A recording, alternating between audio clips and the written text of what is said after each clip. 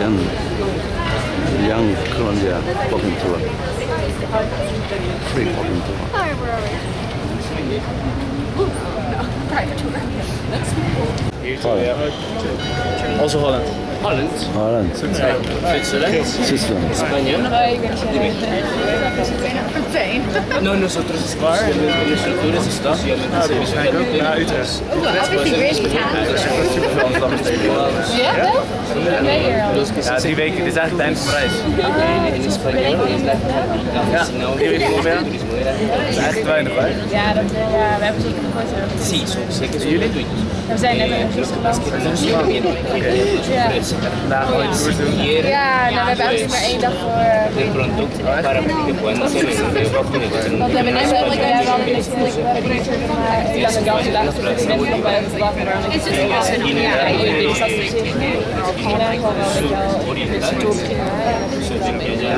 Ja, precies, dat is prima hoor. Ik heb die bike tour gedaan.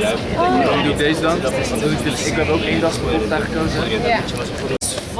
Try and find some shelter. I don't think we really can. Photograph was taken in this very plaza, and it looked like this. This was right here. The one to the right. Oh. So the one on the left is Simón Bolívar. I believe most of us are aware of who he is. Yeah. The one on the right is that man. That man is General Francisco de Paula Santander, one of Simón Bolívar's closest friends and most important allies at the moment of achieving independence. But at the same time, one of his greatest arch enemies, because by the time we were getting closer to independence, these two started fighting for power, turning themselves against each other.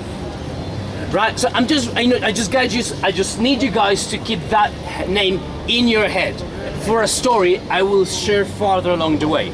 In the meantime, let us go all the way towards the stairs in the next plaza, right? And we will continue the conversation there. If you guys have questions, si necesitan también en español la traducción, me preguntan, porfa. ¿Cómo se llama él otra vez? Francisco de Paula Santander. ¿Y la plaza? Santander. So let's go, guys, that way. See, we can close you. Boyacá, the next state or county, right? About 8 hours away from Bogota. These people have a link, or these people are the link in the story for us to tell all the changes the city suffered. For that part of the story, guys, let us walk all the way down. Yes. No, it is not, technically, because they do not pay taxes. But police is fine. Yeah, because they're paid to look after them.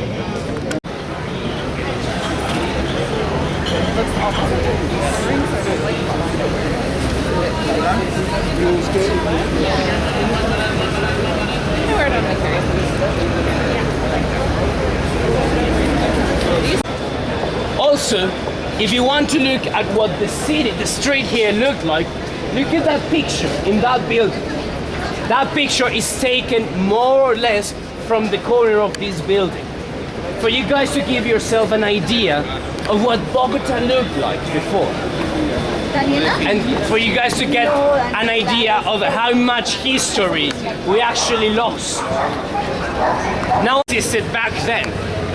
Market. He did this was because these people in around 1910, taking advantage of a context of a war in the rural side of the country, they killed over 300 peasants.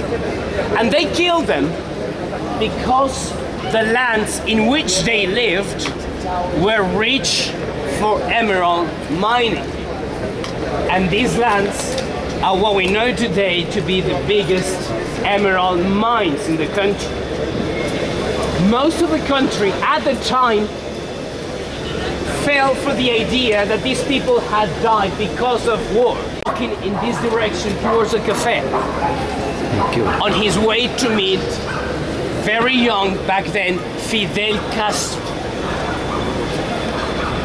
But he didn't make it to his appointment because at the time he was walking around this area, it was more or less 1:30 p.m. He was approached by a man, last name Rocha, who shot at him 3 times from the back, obviously killing him on spot. Now I want you guys to think of this man as an idol, as a hero, as a role model for Colombian people. You know, when in the United States of America, John F. Kennedy died, the country went on a phase of mourning, like on a blues, like a low note. But in Colombia, we didn't know the blues yet. But what we did know was revenge on our hands. This day, April 9, 1948, people armed themselves with machetes, wood sticks, pieces of furniture, basically anything or everything they could possibly cause harm with. And they would use it to destroy most buildings that would represent the abuse of the government, of the richest classes, places such as banks, clubs, casinos, five-star hotels. All of these places were the main objective of destruction for people. That day, the entire city was destroyed.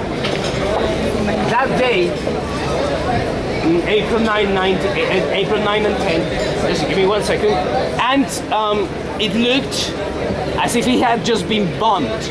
It looked no different from a scenario of some of the most famous wars in Europe. Yeah, your question. Who's the one who gave the assignment to kill him? Sorry? Who's the one who gave the assignment to kill him? Because I don't think the guy was alone, right? He was not alone. He was hired. It was not clear. It's not yet clear.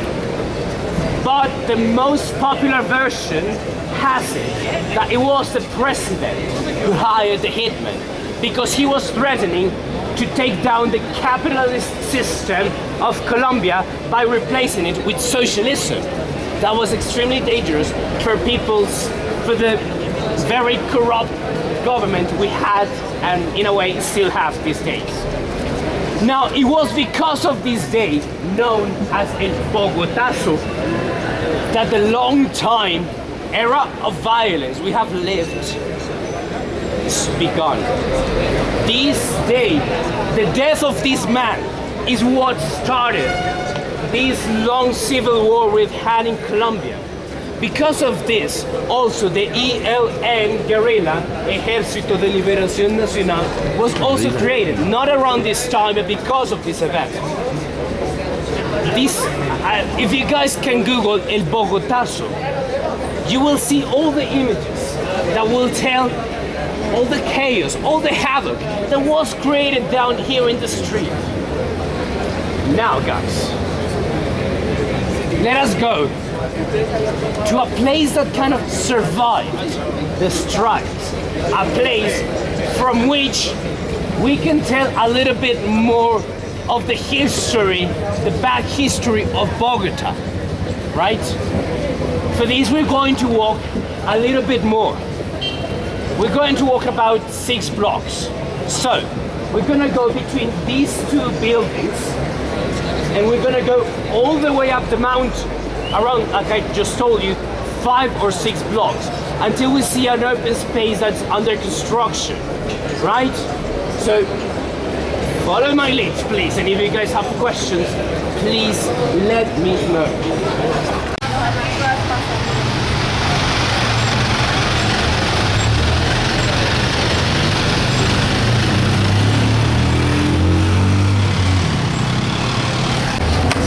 Don't get this in Europe, no?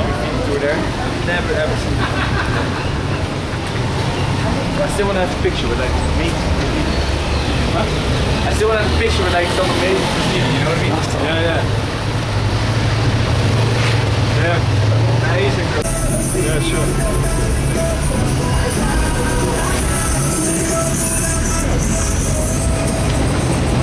Used by the Tairona indigenous tribe, look, headed all the way up there in Santa Marta.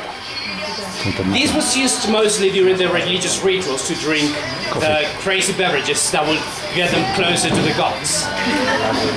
Just get high or drunk, or both at the same time maybe. It is made from the shell of a non-edible seed called totumo. Wait 1 second, I'm going to ask them to turn the music down a little bit.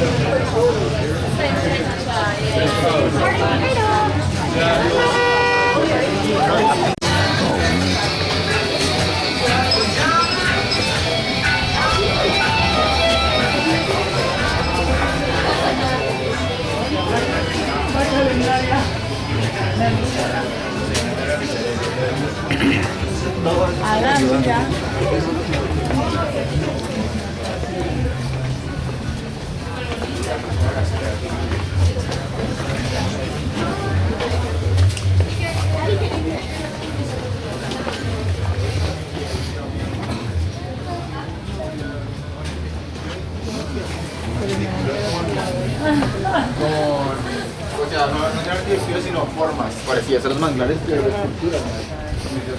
¿Quieres que te haga una, vea?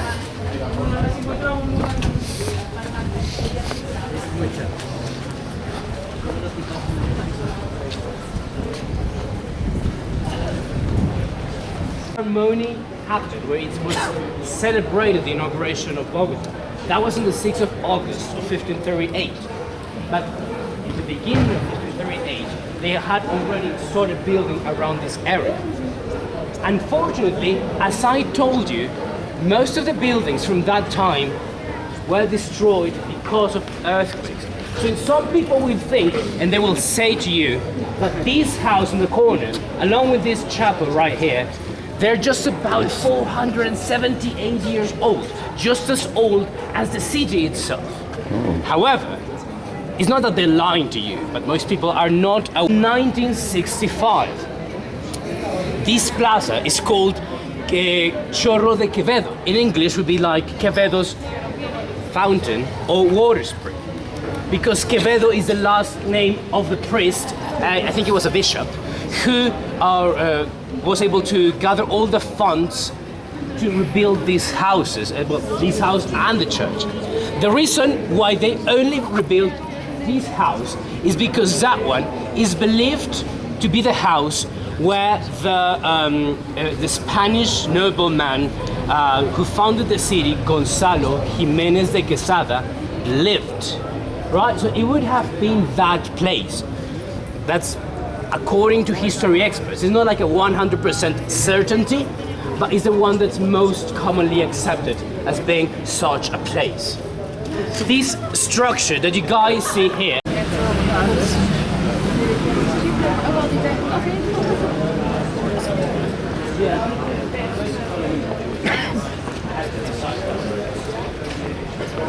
It's a fixed price, the government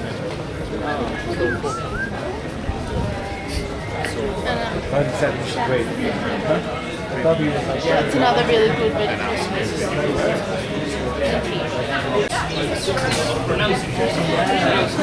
So, when the Spanish people did not really get along with the pronunciation, they just called it Bacatá first.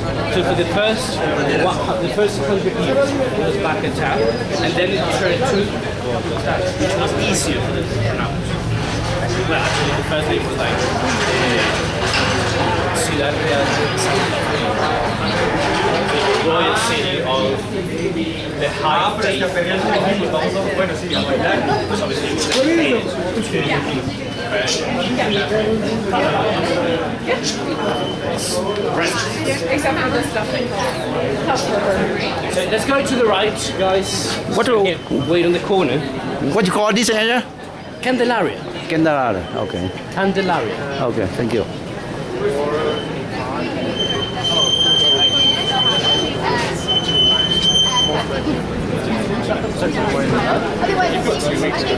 Candelaria. Let's see the Candelaria. Candelaria. Candelaria. But they had like a photographer because I wanted to get into making Oh, okay. part of area church. This is a church of the Virgin of La Candelaria. Candelaria. Originally brought, if I'm not mistaken, from the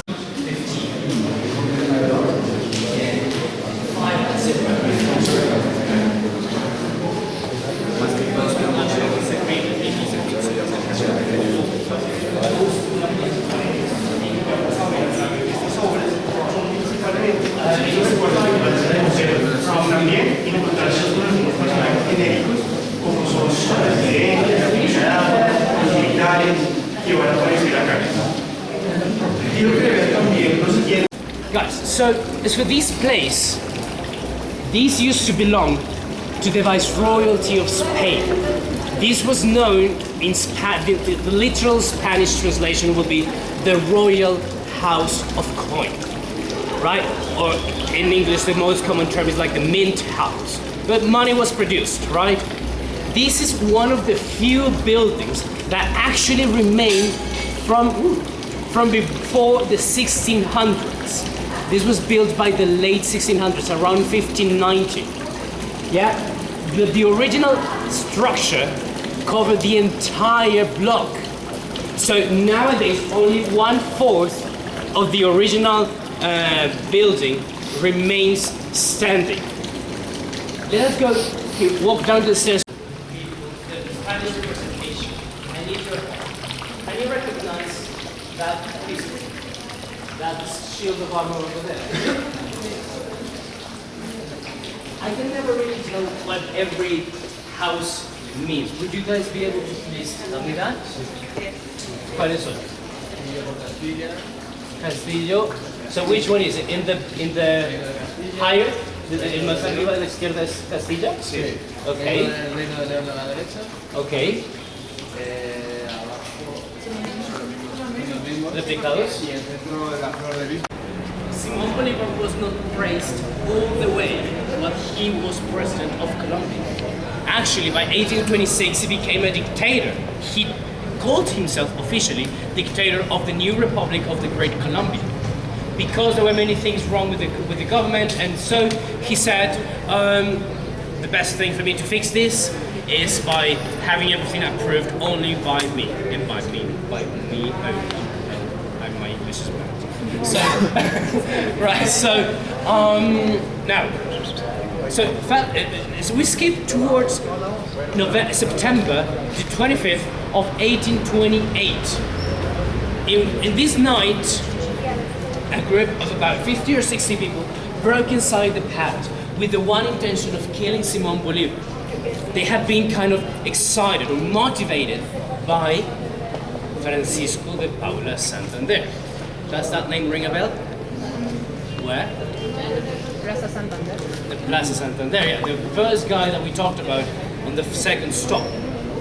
Because he didn't mean to have him killed.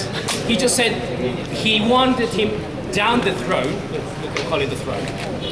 But people just got the message, oh, let's kill him, right? So they tried to kill him. But he was sleeping in the very corner here, the very first room. And in that room he was sleeping with his mistress, Manuelita Sáenz, a rich lady from Ecuador. And this woman was the one who realized that people had broken into the palace, and she's the one who advised him to run away. So in a way she was the savior of the liberator of Colombia. So he jumped off the window, went running all the way in that pedestrian street. Do you remember when we stopped to talk about the riots? So he went all around that area. But before we had that street, not the pedestrian one, but the one crossing it, that was a river, the St. Francis River. It was a very big river. And there was a bridge joining the two halves of Bogota. And he hid himself underneath this bridge for a space of 2 nights. With such bad luck that he caught a common cold. But a common cold can be caught anytime by anyone. But he just didn't take care of it. And 2 years later, it evolved into a first stage of tuberculosis. And it wasted his life away, having him die on December 19th of 1830 in the villa of San Pedro Alejandrino in Santa Marta. Right? Now, let us actually go all the way towards the plaza. Right?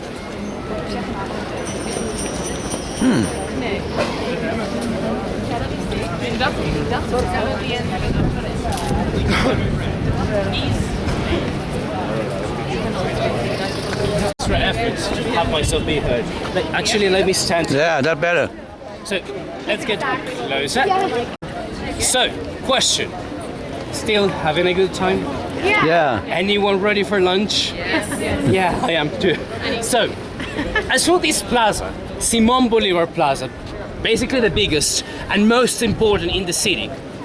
Here we have the representation of the most important political parties and the legal representation, the representation of the 3 legal branches that work in the country. The legislative, represented by the Congress, but the old building of the Congress. The administrative, represented by the mayor's office or the city hall. And the legislative, represented by the tribunals, what we call the Palace of Justice. Now, I want to share 2 very quick stories about these 2 buildings. As for the one on the back, nowadays known as the Liévanos Palace, it was built with a traditional French architecture. They want to offer me some plants, apparently. So, before that building looked like that, in 1905, more or less, these looked even that big, but the architecture was a lot like the house to its left. Very Spanish, very traditional, yeah? And that was the first mall of the city, the first market, but not of grocery, the first mall where people could come and buy their clothes and stuff. And in this place, there was one shop, a hat shop, owned by a German businessman. This man, however, a building caught fire and it burned for 2 days. Now, you may say, well, a fire is very important, but apart from that, just a building is a building that can be rebuilt. Well, not so much, because behind this building, there was another building that was very important that also burned. And the importance of this building was not because of what it was, but what it was keeping, what it was holding. Behind this was the first city hall, the first mayor's office, where the Act of Independence of Colombia, along with the documents of the foundation of Bogota in the prison he built and that he owned. Literally, he was imprisoned in his own house, in a way. So, this man looked slightly different. This is what it looked like before. Wow, it's much nicer now. Much nicer, actually, yeah. Rebuilt by German people, actually. So, 1985, extradition was not yet approved. However, the government of the United States of America was requiring Pablo Escobar in extradition for all his felonies. So he offered the government the chance to pay Colombia's external debt in cash in exchange for the disappearance of such documents. Obviously, the government declined, but he still had his way because he made a deal with the M19 guerrilla. to break inside this palace and burn all those papers that prove the illegality of his businesses. And so they broke inside, 6th of November 1985. But they didn't just, they were not content with just burning these papers. This day, they killed over 160 people inside this palace. People who were eyewitnesses to most of the cases related to him. People who had a voice in approving the law of extradition. And people who were just in a bad luck and happened to be there. Now, at least 95 of these people were just common civilians who were doing chores inside. Errands, sorry.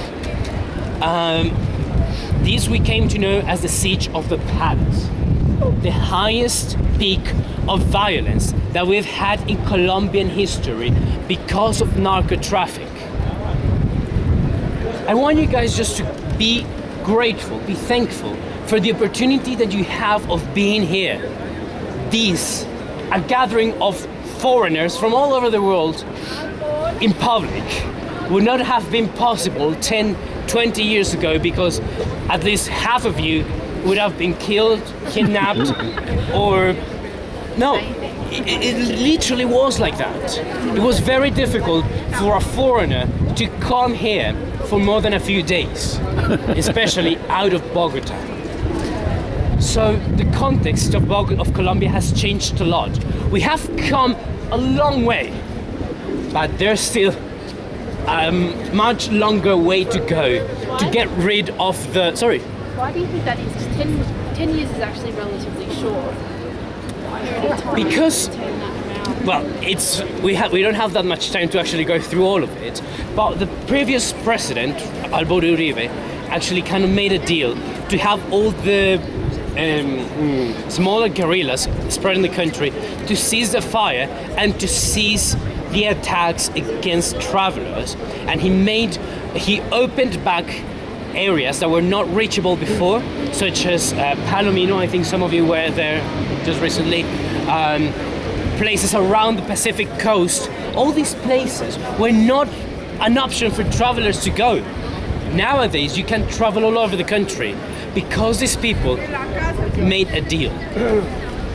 And there's still another deal happening right now, which is the peace referendum, where the FARC guerrilla promised or agreed to a permanent cease of fire. But now it is up to the Colombians to vote whether they want to forgive these people or not. And it is up to this voting that the cease of fire will actually be possible or not. Yes. What is your vote? My position is yes. Yes for peace. Sure. Because, yes, it is impossible for these people to actually be a part of this normal civilization, because they have been raised in the jungle. They have another line of thinking. For them, adapting to civilization is quite difficult. However, the other option is to continue the long time war we've had all these years, from which we're so tired, from which I am very tired. And I think we can have other options. Last year, we commemorated the 30th anniversary of this tragedy on November the 5th, the 6th and 7th. As of November the 6th, in Colombian law, a case, if it's been more than 30 years without it being solved, it gets dropped. So still, regardless of peace or not, nobody will pay justice for what happened here and for what happened to the other thousands of people who died 30 years ago and who have died because of this war. And it's people who are voting no are people who do not value the lives of the poor people, the people who have not that many financial support, because they are the ones who have to go to war. Not the people with money, because they can just choose to critique. But those who have to go to war are not them. My family has been in war for many years. And it has hurt us so much. I have lost so many relatives that for us to continue the war is illogical, for me at least. That's my personal view from a person of a family who has been directly affected by war. That's why I vote for yes. Now I felt like a politician. Let's go to the last stop because, yeah.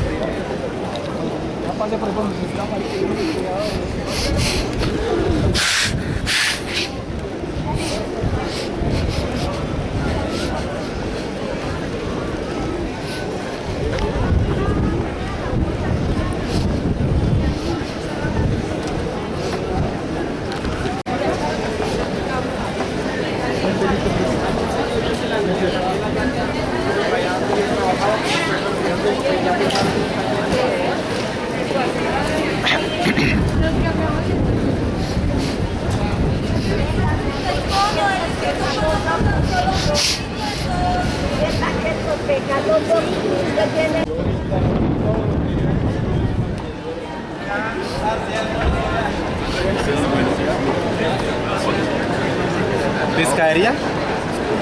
¿Restaurante para almorzar? Buenas tardes, yo sería un año más.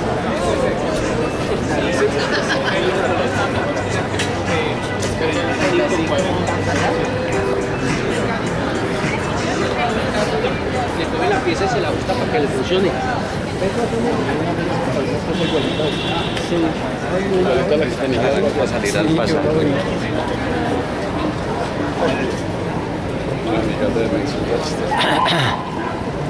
Yo tengo que pagar.